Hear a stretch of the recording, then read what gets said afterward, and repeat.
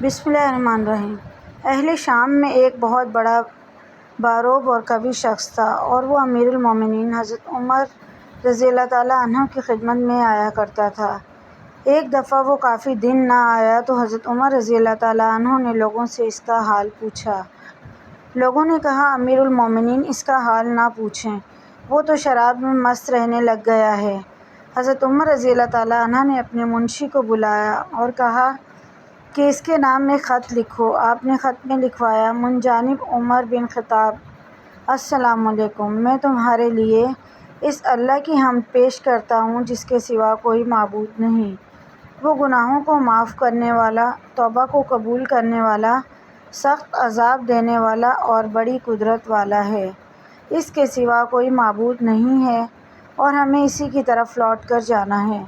پھر حاضرین مجلس سے کہا کہ اپنے بھائی کے لیے سب مل کر دعا کرو کہ اللہ تعالیٰ اس کے قلب کو پھیر دے اور اس کی توبہ کو قبول فرمائے۔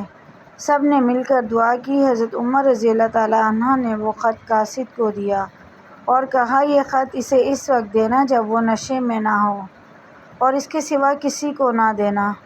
جب اس کے پاس حضرت عمر رضی اللہ تعالیٰ عنہ کا یہ خط پہنچا تو اس نے پڑھا اور بار بار ان کلمات کو پڑھتا رہا اور غور کرتا رہا کہ اس میں مجھے سزا سے بھی ڈرایا گیا ہے اور معاف کرنے کا وعدہ بھی یاد دلایا گیا ہے۔ وہ خط پڑھ کر رونے لگا اور شراب نوشی سے توبہ کر لی اور ایسی توبہ کی کہ پھر کبھی شراب کے پاس نہ گیا۔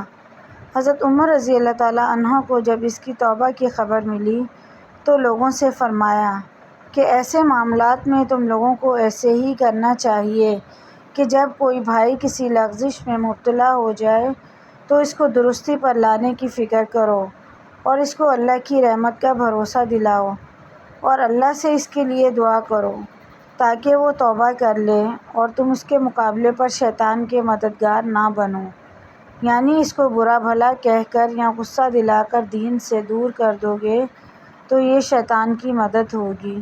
مزید ایسی ویڈیوز کے لیے ہمارے چینل کو ضرور سبسکرائب کریں۔